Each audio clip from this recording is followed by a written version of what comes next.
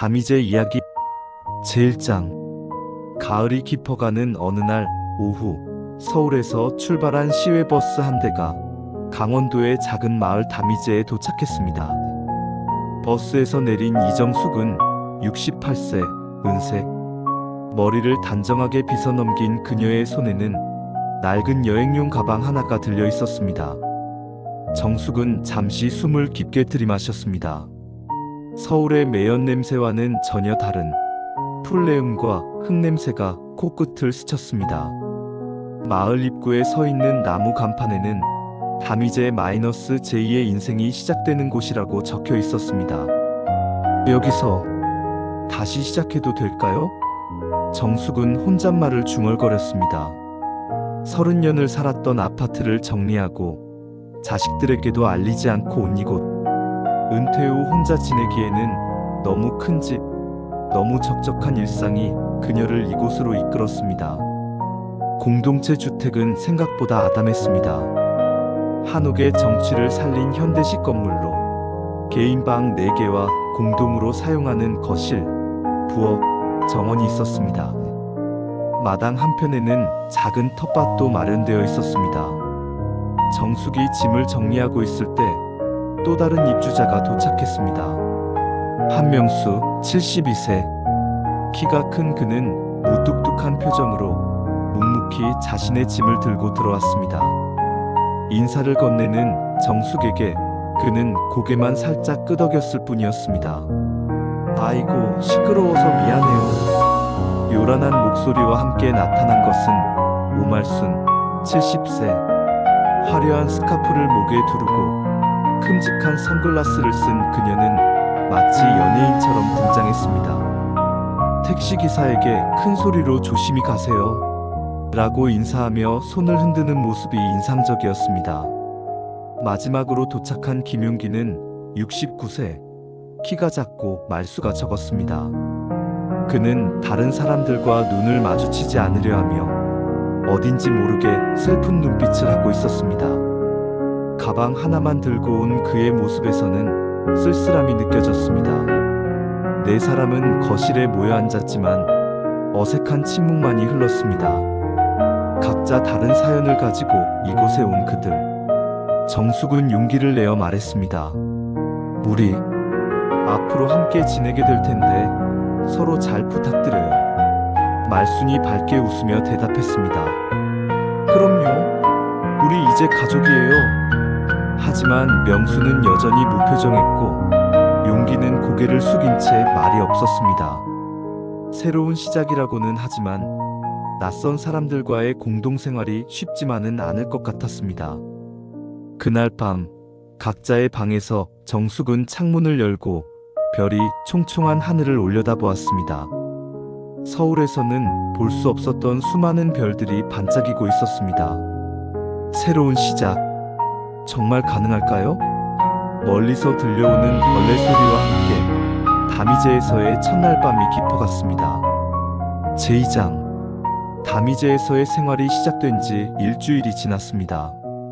각자 다른 생활 패턴을 가진 4사람이 함께 지내다 보니 크고 작은 마찰이 생기기 시작했습니다. 첫 번째 문제는 냉장고였습니다. 말수는 김치, 젓갈, 각종 반찬을 가득 채워놓았는데 명수는 냉장고가 누구 것도 아닌데 혼자 차지하고 있다며 불쾌감을 드러냈습니다. 아니, 나는 여러분 드시라고 만든 건데요. 말순이 억울하다는 듯 말했습니다. 물어보지도 않고 맘대로 해놓고서는. 명수가 중얼거렸습니다. 정숙이 중재에 나섰습니다. 다들 아직 서로를 잘 모르니까 그런 거예요. 조금씩 맞춰가면 돼요. 두 번째 갈등은 텃밭 때문이었습니다. 용기는 조용히 상추와 깻잎을 심었는데 말순이 어머, 저기 상추 키우시네요. 나도 심어야지 하며 바로 옆에 고추와 토마토를 심기 시작했습니다. 며칠 후 말순의 고추가 용기의 상추밭까지 뻗어나가자 조용했던 용기가 처음으로 목소리를 높였습니다. 저 미리 얘기해 주세요. 제가 먼저 심은 곳인데. 아이고, 미안해요. 몰랐네요. 말수는 금세 사과했지만 용기는 더 이상 말하지 않고 자리를 떠났습니다. 세 번째 문제는 생활소음이었습니다. 명수는 새벽 5시에 일어나 라디오 체조를 하고 말수는 밤늦게까지 트로트를 들으며 뜨개질을 했습니다. 정숙은 아무 말 하지 않았지만 용기는 점점 더 예민해져 갔습니다. 어느 날 저녁 정숙은 용기가 마당 구석에서 혼자 울고 있는 것을 발견했습니다. 그녀는 조용히 다가가 옆에 앉았습니다. 힘드시죠? 용기는 고개를 들지 않은 채 말했습니다.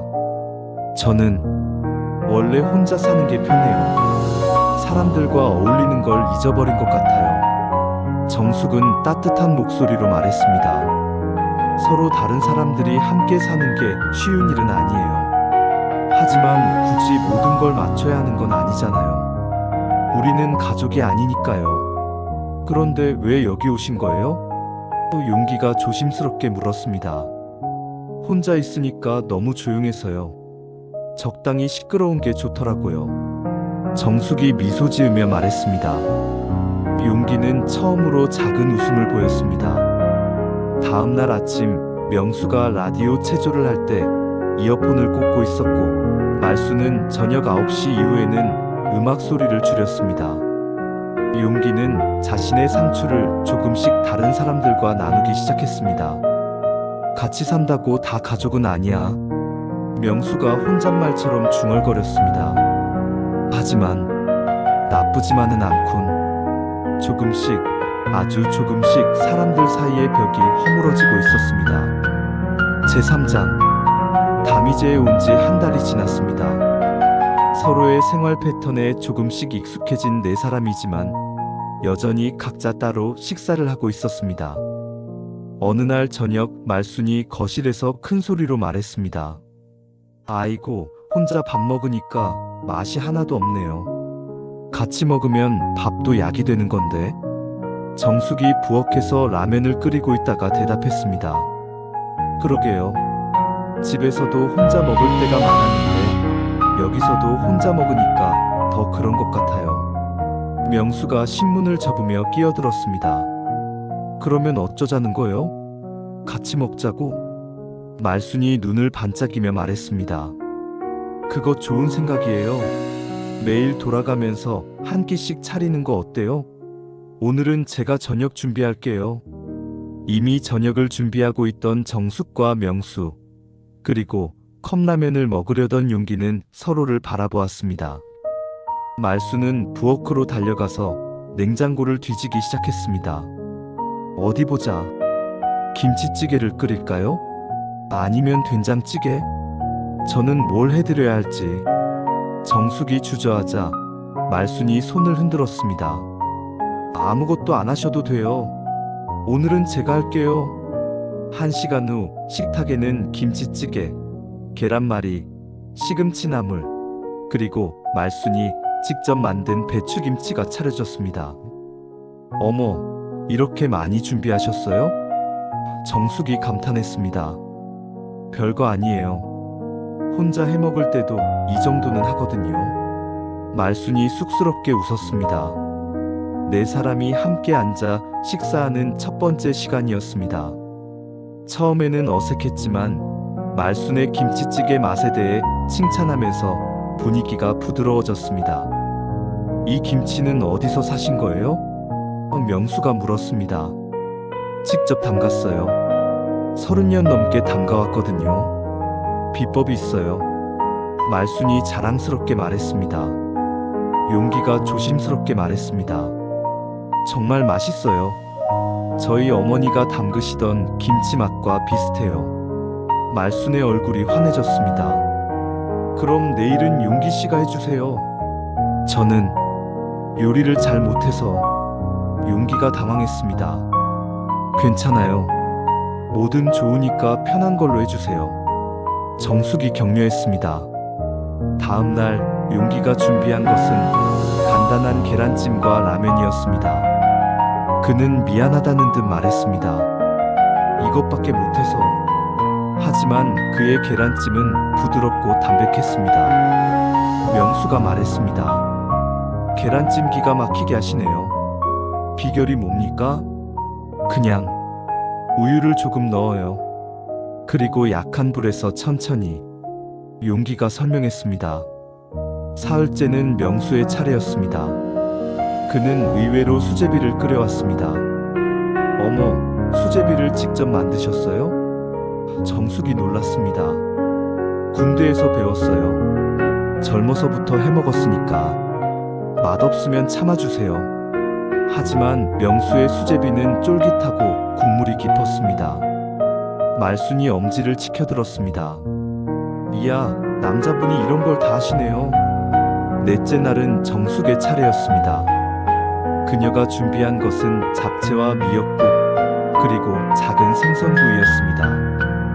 우와, 완전 한정식이네요. 말순이 감탄했습니다. 그냥 평소에 해먹던 거예요. 정숙이 겸손하게 말했습니다. 함께 밥을 먹으면서 네 사람은 자연스럽게 이야기를 나누게 되었습니다. 요리 하나하나에는 각자의 추억과 이야기가 담겨 있었습니다. 일주일 후, 공동 식사는 다미제의 소중한 전통이 되었습니다. 제사장. 계절이 겨울로 접어들면서 다미제의 네 사람은 더욱 가까워졌습니다. 매일 저녁 함께하는 식사 시간에는 자연스럽게 과거 이야기들이 오가기 시작했습니다. 어느 눈 내리는 저녁, 말순이 준비한 따뜻한 어묵탕을 먹으며 정숙이 말했습니다. 이런 날에는 왠지 옛날 생각이 많이 나네요. 말순이 호기심 가득한 눈으로 물었습니다. 어떤 옛날이요? 그냥 젊었을 때 말이에요. 그때는 왜 그렇게 바보 같았을까 싶어요. 명수가 젓가락을 놓으며 말했습니다. 누구나 그런 시절이 있죠. 나도 젊었을 때는 참. 그는 말을 멈추고 정숙을 바라보았습니다. 며칠 전부터 그는 정숙에게서 묘하게 익숙한 느낌을 받고 있었습니다. 혹시 정숙 씨는 대학을 어디서 나오셨어요? 이화여대요. 왜요? 명수의 눈이 커졌습니다. 설마 문과대학 국문학과? 정숙도 놀란 표정을 지었습니다. 네, 맞는데 어떻게 아세요? 저는 서울대 국문학과였어요. 70년대 초에. 명수가 조심스럽게 말했습니다. 어머. 말순과 용기가 동시에 소리쳤습니다. 명수가 계속 말했습니다. 이화여대랑 우리 과가 같이 하는 세미나가 있었어요. 거기서 이정숙이라는 선배를 본 적이 있어요. 정숙의 얼굴이 붉어졌습니다. 그럼 한명수 씨가 그때 그 후배? 맞습니다. 저는 2년 후배였어요. 두 사람은 서로를 바라보며 놀라워했습니다. 40년 만에 재회였습니다. 말순이 손뼉을 쳤습니다. 세상에 이런 일이 다 있네요. 운명이에요. 용기도 작은 미소를 지으며 말했습니다. 정말 신기해요. 그날 밤 두 사람은 거실에서 오랜 시간 이야기를 나누었습니다. 그때 선배가 세미나에서 발표하시는 걸 보고 정말 멋있다고 생각했어요. 명수가 말했습니다. 그랬어요? 기억도 안 나는데. 정숙이 부끄러워했습니다. 선배는 결혼은 언제 하셨어요? 졸업하고 바로요. 그때는 그게 당연한 줄 알았어요. 명수 씨는? 저도 비슷해요. 직장 잡자마자 했죠. 두 사람 모두 이미 배우자를 먼저 떠나보낸 상황이었습니다. 다음 날부터 두 사람 사이에는 미묘한 변화가 생겼습니다. 명수는 정숙이 좋아할 만한 음식을 준비했고, 정숙은 명수가 읽던 책을 빌려 읽었습니다. 말순이 용기에게 속삭였습니다. 저 두 분 사이에 무슨 일이 생기는 것 같지 않아요? 용기가 고개를 끄덕였습니다. 저도 그런 느낌이 들어요. 어느 날 저녁 명수가 정숙에게 말했습니다. 내일 날씨가 좋다는데 같이 산책하실래요? 정숙이 수줍게 대답했습니다. 좋아요.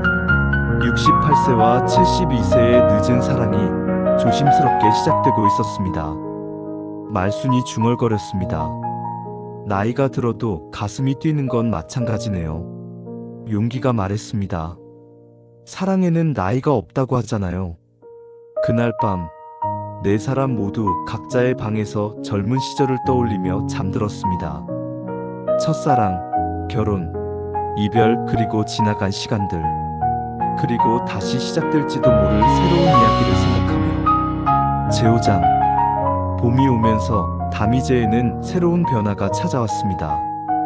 정숙과 명수의 관계는 더욱 깊어졌고 말순과 용기도 두 사람을 응원하며 화목한 분위기였습니다. 그런 어느 날 정숙에게 예상치 못한 손님이 찾아왔습니다. 그녀의 딸 미영과 7살 손자 준우였습니다. 엄마, 여기가 어디예요? 왜 이런 곳에서 살고 있어요? 미영은 어머니를 보자마자 따지듯 물었습니다. 정숙은 당황하며 대답했습니다. 미영아, 갑자기 왜? 아파트는 왜 팔아버렸어요? 저희한테 한마디 상의도 없이? 거실에 있던 다른 세 사람은 어색해하며 자리를 피하려 했지만 미영의 큰 목소리 때문에 모든 말이 다 들렸습니다. 엄마는 항상 이래요. 자기 멋대로 결정하고 나중에 알려주고. 저희가 걱정하는 건 생각해봤어요? 정숙이 조용히 말했습니다. 미영아, 엄마도 엄마 인생이 있어. 무슨 소리예요? 손자도 있는데 이런 시골에서 남들이랑 살면 어떡해요? 사람들이 뭐라고 할까봐 창피해서. 그때 준우가 마당에서 뛰어놀며 소리쳤습니다. 와, 할머니 집 너무 좋아. 미영이 아들을 불렀습니다. 준우야, 이리 와. 여기서 뛰어놀면 안 돼. 말순이 나와서 준우에게 말했습니다. 아이고, 우리 준우 맞지? 할머니가 맛있는 거 줄까? 미영이 날카롭게 말했습니다. 괜찮습니다. 아이가 폐 끼쳐드릴까 봐서요. 정숙의 얼굴이 붉어졌습니다. 미영아, 그렇게 말하면 안 되지. 엄마는 왜 나보다 남들이 먼저예요? 저는 엄마 딸인데. 그 순간 명수가 나타났습니다. 실례합니다. 정숙 씨 따님이시군요. 안녕하세요. 미영은 명수를 훑어보며 의심스러운 눈빛을 보냈습니다. 엄마, 이분은 누구세요? 같이 사는 분이야. 남자분이랑요? 미영의 목소리가 더 날카로워졌습니다.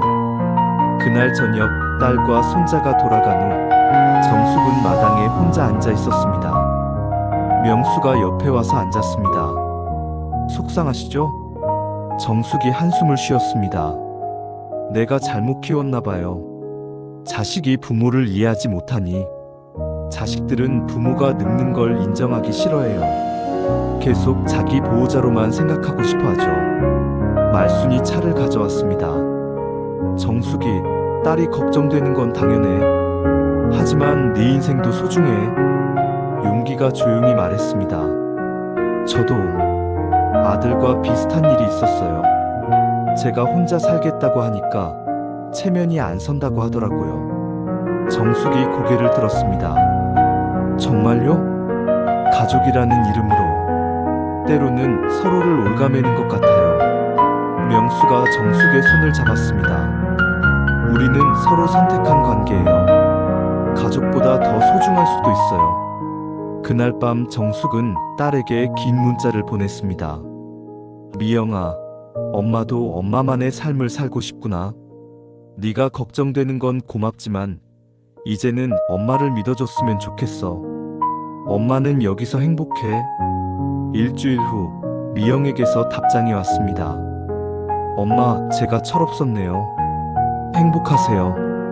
준우도 할머니 보고 싶어요. 정숙은 눈물을 닦으며 웃었습니다. 때로는 가족보다 타인이 더 따뜻할 수 있다는 걸 깨달으며.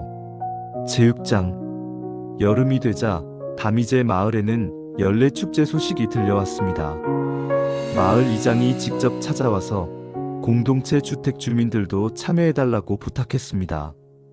올해는 특별히 인생 이모작 콘서트를 기획했어요. 나이 드신 분들이 숨겨두었던 재능을 뽐내는 시간이죠. 말순이 눈을 반짝이며 말했습니다. 어머, 그거 재밌겠네요. 하지만 다른 세 사람은 영 내키지 않는 표정이었습니다. 저는 사람들 앞에 나서는 게 용기가 망설였습니다. 나도 그런 건 좀. 명수도 부담스러워했습니다. 정숙이 말했습니다. 우리가 뭘 할 수 있겠어요? 하지만 말수는 포기하지 않았습니다. 우리 각자 뭔가 하나씩은 있을 거예요. 젊을 때 했던 거 있잖아요. 그날 밤부터 말순의 집요한 설득이 시작되었습니다. 용기 씨, 목소리가 정말 좋으세요. 혹시 노래 부르는 거 좋아하세요? 용기가 얼굴을 붉히며 말했습니다. 옛날에 가수가 되고 싶었어요. 정말요? 말순이 놀랐습니다. 젊을 때 노래방에서 아르바이트도 했고, 그때는 정말 가수가 되는 꿈이 있었어요. 하지만 뭐예요? 현실이라는 게 있잖아요. 결혼하고 아이 키우고, 꿈은 꿈일 뿐이었어요. 말순이 그의 어깨를 두드렸습니다.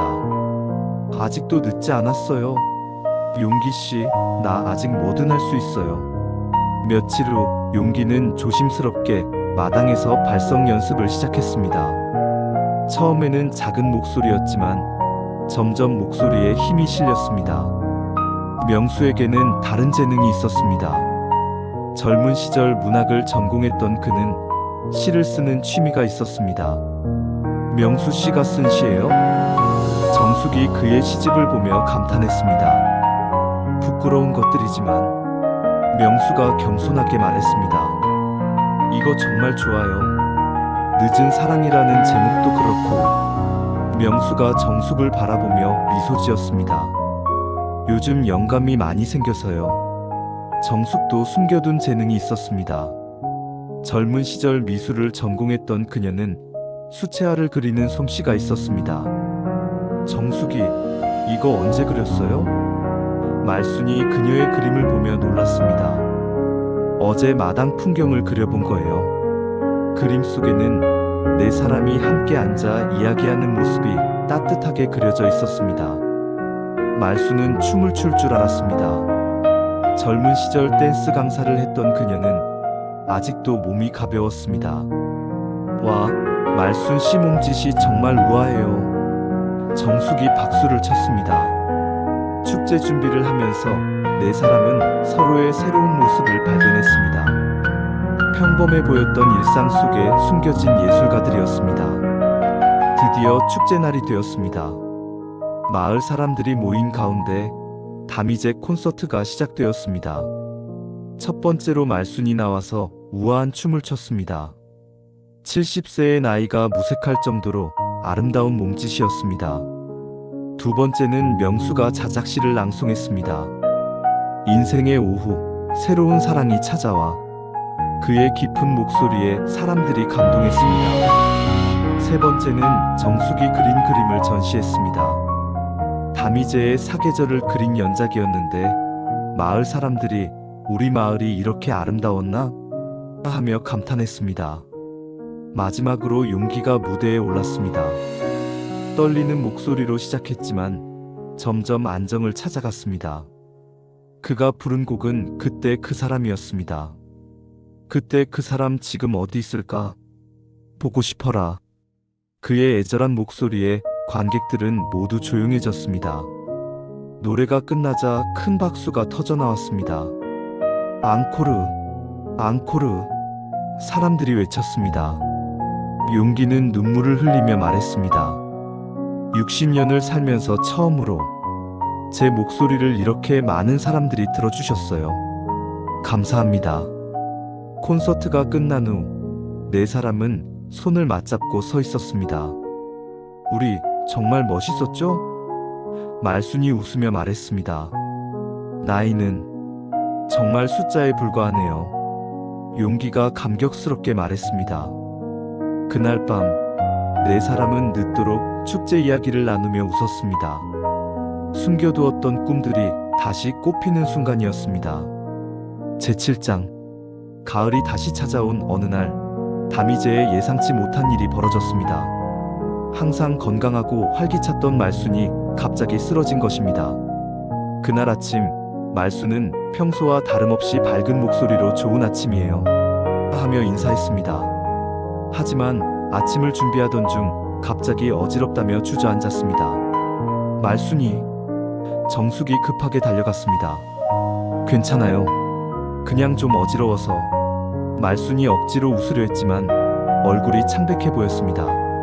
명수가 곧바로 119에 신고했고 용기는 말순의 손을 꽉 잡고 있었습니다. "말순 씨 괜찮아요. 금방 병원 가요." 구급차가 도착하고 세 사람은 함께 병원으로 갔습니다. 응급실에서 기다리는 시간이 너무 길게 느껴졌습니다. 몇 시간 후 의사가 나왔습니다. 큰 병은 아니지만 혈압이 많이 높아서 입원해서 검사를 받아보셔야겠어요. 세 사람은 안도의 한숨을 쉬었습니다. 하지만 말순의 빈 병실을 보니 마음이 허전했습니다. "우리 중 누군가는 먼저 떠나겠지." 용기가 조용히 중얼거렸습니다. 그 말에 세 사람 모두 무거운 침묵에 빠졌습니다. 지금까지 당연하게 여겼던 함께하는 시간이 얼마나 소중한지 깨닫게 되었습니다. 다음 날부터 세 사람은 번갈아가며 말순을 간병했습니다. 정숙이 아침에 가서 죽을 끓여주고, 명수가 점심에 가서 책을 읽어주고, 용기가 저녁에 가서 노래를 불러주었습니다. "아이고, 여러분이 이렇게까지 해주시면 제가 부담스러워요." 말순이 미안해했습니다. "무슨 소리예요? 우리가 가족 아니에요?" 정숙이 말했습니다. "맞아요. 가족이 환자 돌보는 거 당연하죠." 명수도 동의했습니다. 용기가 조용히 말했습니다. "말순 씨가 없으니까 집이 너무 조용해요. 빨리 돌아오세요." 일주일 후 말순의 상태가 많이 좋아졌습니다.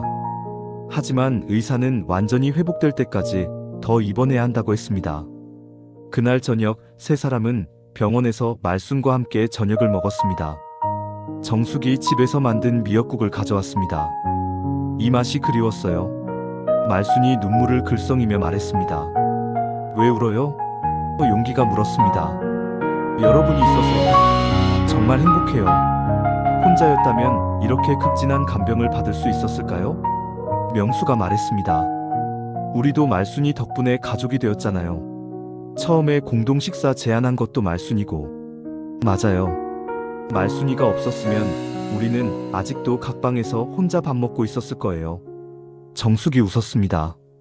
그날 밤 세 사람은 각자의 방에서 죽음과 이별에 대해 생각했습니다.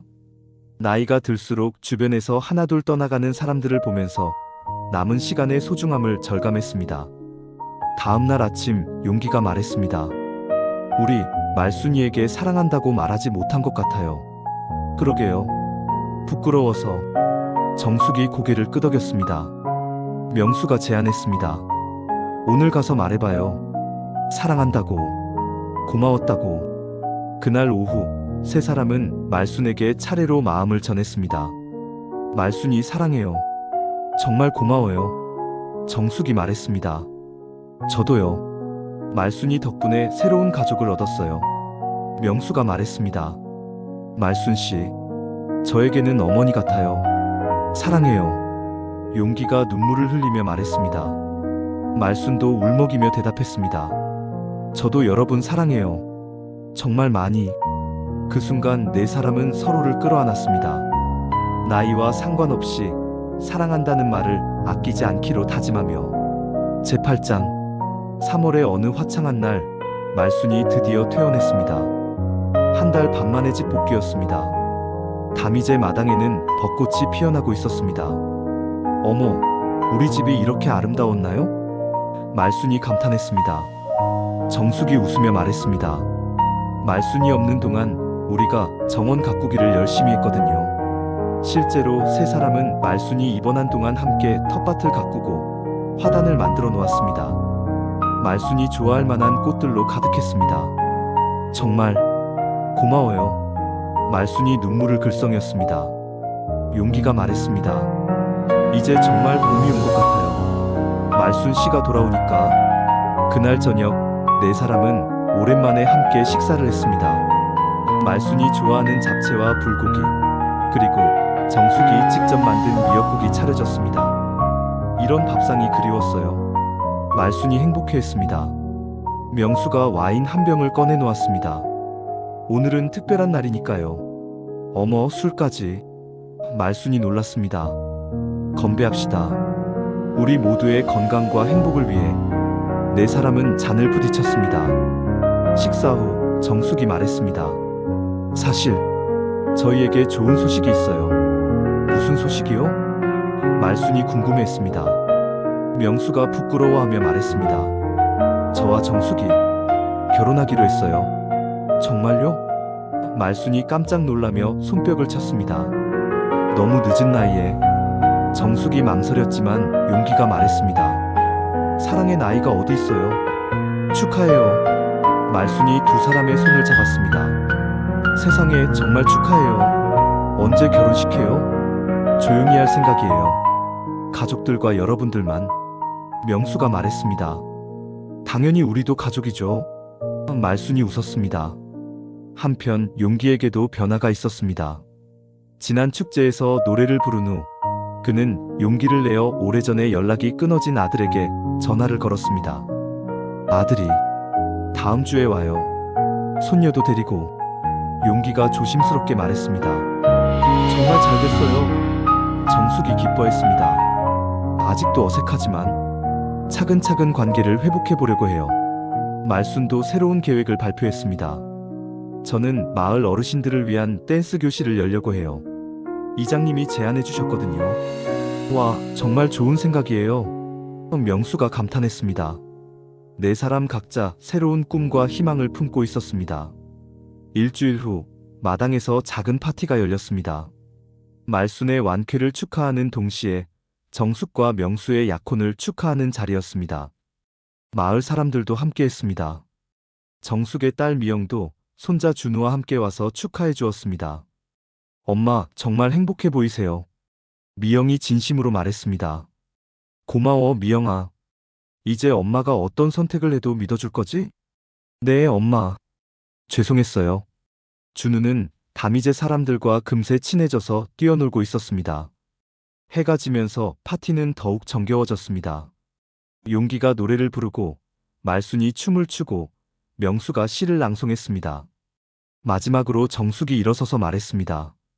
1년 전만 해도 저는 혼자였어요. 외롭고 쓸쓸했죠. 하지만 여기 와서 새로운 가족을 만났고 새로운 사랑도 찾았어요. 무엇보다 제 자신을 다시 찾았습니다. 사람들이 박수를 쳤습니다. 나이 든다는 건 끝이 아니라 새로운 시작이라는 걸 깨달았어요. 우리 모두의 봄날은 바로 지금입니다. 그날 밤 별이 총총한 하늘 아래 네 사람은 마당에 앉아 있었습니다. 내년에는 또 어떤 일들이 일어날까요? 말순이 물었습니다. 좋은 일들만 일어날 거예요. 용기가 확신에 찬 목소리로 말했습니다. 맞아요. 우리가 함께 있으니까. 명수가 정숙의 손을 잡으며 말했습니다. 삶은 여전히 계속되고 봄은 매년 다시 와요. 정숙이 웃으며 말했습니다. 네 사람은 서로를 바라보며 미소 지었습니다. 담이제에서 시작된 그들의 제2의 인생은 이제 막 시작일 뿐이었습니다. 멀리서 들려오는 봄바람 소리와 함께 새로운 하루가 기다리고 있었습니다. 그들의 인생 이막 진짜 봄날이 시작된 것입니다. 나이 들기란 끝이 아니라 새로운 시작이며 진정한 봄날은 언제든 다시 올 수 있음을 보여주는 따뜻한 이야기였습니다. 담이제에서 만난 네 사람의 새로운 출발이 우리 모두에게 희망과 용기를 주었기를 바랍니다.